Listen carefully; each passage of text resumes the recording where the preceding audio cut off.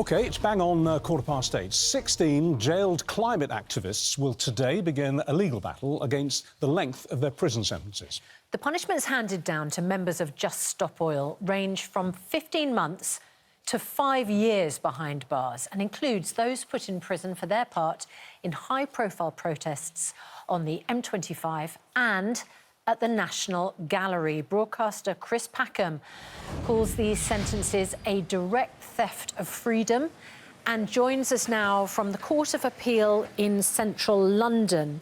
Good morning to you, Chris Packham. Morning. All of these individuals were tried, convicted, legitimately handed down sentences within the sentencing guidelines. What is your objection? My objection is that we have an overcrowded prison system, and here we have peaceful climate protesters being put in jail for unduly long sentences. Some of them have received sentences longer than those who commit violent offences or even sex offences. And we feel that they're being targeted and victimised when they have a legitimate right to non-violently, peacefully protest in this country, to draw attention to the fact that we are all exposed to climate breakdown, and it's the greatest danger of our age. And frankly, they're clamouring to get media attention to communicate this to an increasingly concerned public. Right. Today we hear that Rachel Reeves might announce the plans for a third runway at the same time as scientists have come out and said there was a 35% greater likelihood that the devastating fires in California were due to climate breakdown. So Chris, we feel that going forward we need to retain that democratic right to peacefully protest. Right. Let's just for the time being stick to these sentences and these crimes that were being punished with these sentences. I'm going to show a photograph here. You can't see it, so I'll describe it to you. This shows an ambulance trapped in gridlock on the M25 in one of these protests. Gridlock caused, of course, by Just Stop Oil, and it lasted for hours. Now, I put it to you directly that those protesters, such as Roger Hannam, could have had no idea what was going on inside that ambulance. There could have been a child in there or anybody in there that needed desperately to get to A&E, and they were stuck on the tarmac for hours. They could have died. Luckily, that didn't happen, but it might have done. Don't you accept that these specific protests, stopping the traffic on motorways, is playing Russian roulette with other people's lives? Richard, the first thing I have to say, and you will know, that commuting around the UK now is extraordinarily difficult. Our infrastructure is jammed, and there will be, tragically, people stuck in ambulances, not through any fault of protest at all, at this very moment probably, and out throughout the course of the day. The protests that are set up by these people are there, and they liaise effectively with the emergency services to immediately get those vehicles through as quickly as possible. The other thing that I will say, and this is not a slight upon their right to protest, is recently we've seen exactly the same thing with a farmers' protest here in London. Ambulances stuck behind tractors. So let's just say that when people are protesting, and I believe they have the right to do so, they will, if responsible, do everything they can to minimise that type of impact. And I can put hand on heart and say that when it comes to the climate protesters, that is at the core of their mandate. But hang on, just hold that thought a second. If somebody had died as a direct result of being held up on a motorway because of the gantry protest, if somebody had died, your response to their family would have been to say, well, traffic jams happen, could have been a traffic jam caused by an accident, could have been a traffic jam caused for any other reason. Sorry about that, but that's life. I mean, it's an extraordinary piece of logic.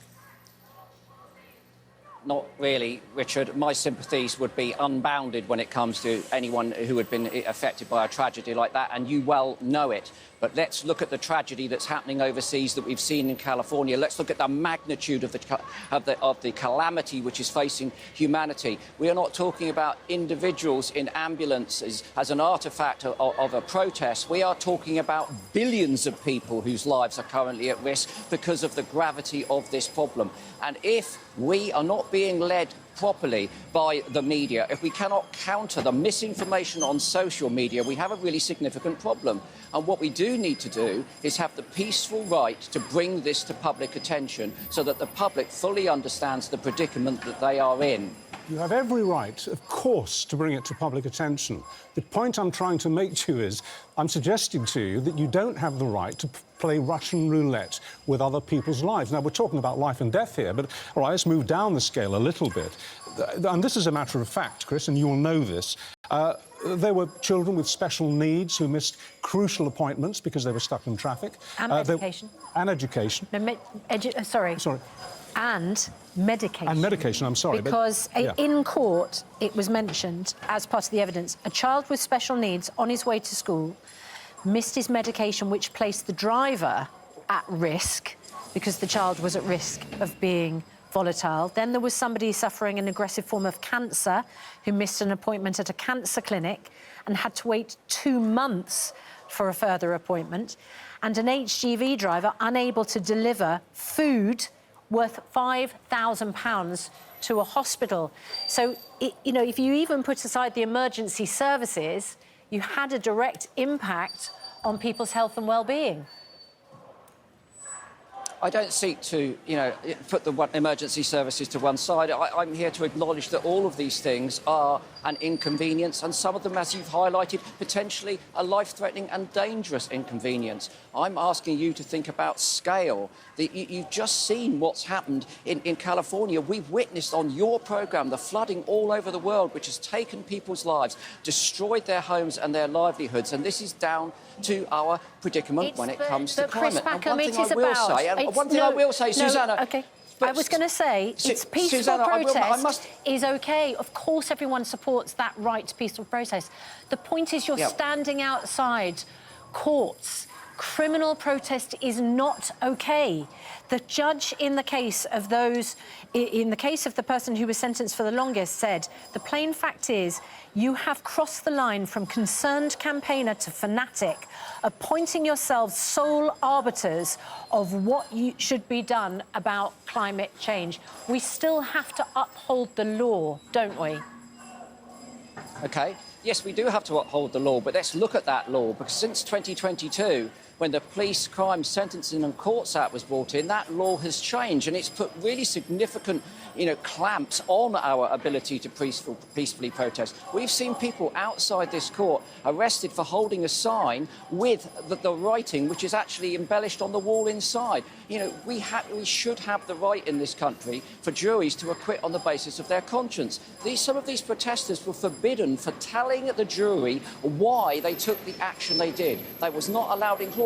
Susanna, Richard, that's not democracy of any kind. Well, and one thing I will say, and this is about the media. Last year, Richard, I put 80,000, myself and the ENGOs put 80,000 people on the streets of London one day, and it got no media coverage because it was peaceful. Unfortunately, the media too is complicit into forcing these protesters to do, you know, stunts which will garner more attention. You cannot possibly blame the media for what we're discussing here. But look, you talk about conscience and you talk about democracy.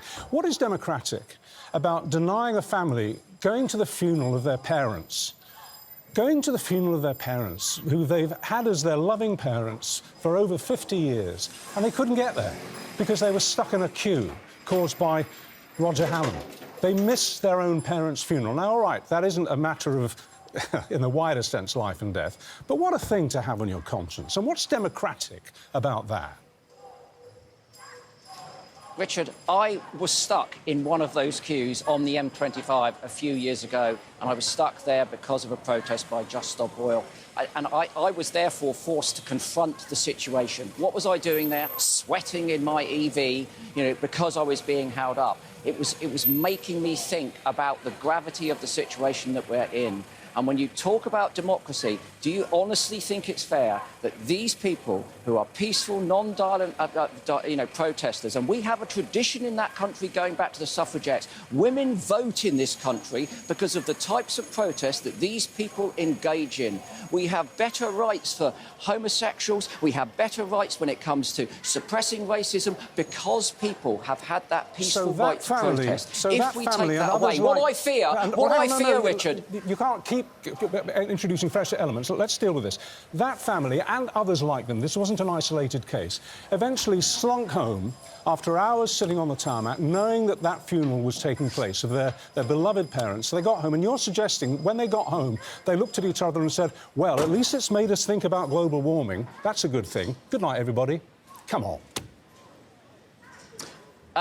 it's making everyone else think about global warming, and without the capacity to communicate that effectively, without the the constant assistance of the media telling people the truth and putting these things into perspective to counter the misinformation that's out there when it comes to climate breakdown, what else can we do? We put on peaceful protests, the media don't cover them, we don't get that. And when we do stand up to retain our democratic rights to peacefully and non-violently protest in a nation which has seen that drive positive changes throughout our history, then you're incarcerated for disproportionate amounts of time. Okay. 5 years, you don't get that for some sex offences and violent offences. So I think that critically what this is about today is not climate breakdown, and tragically it's not about those events that you've described. This is about democracy in the UK. OK, Chris Packham, thanks very much indeed.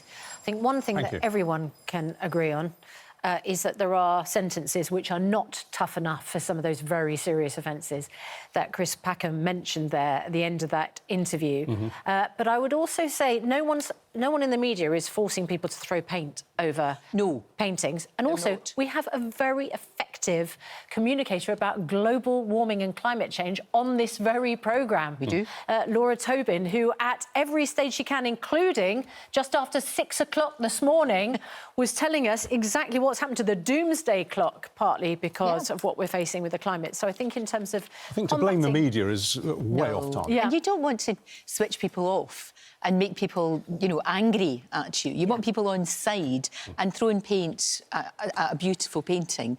What's the point of that? That doesn't make any sense at all. At least those protests and storming stages and unfurling banners, etc., etc., they're not risking life and limb. But stopping traffic on the M25 is and it makes people really angry. No question. It makes people angry, and if you're angry, you're not going to, like you said, you're not going to sit there and think, oh, well, that's OK, it's about climate change. We know climate change is a huge problem. I go to bed enlightened. I missed my parents' funeral, but I'm an enlightened, sad person. Oh, geez. Let me tell you what's going on today. Wyn Evans, we've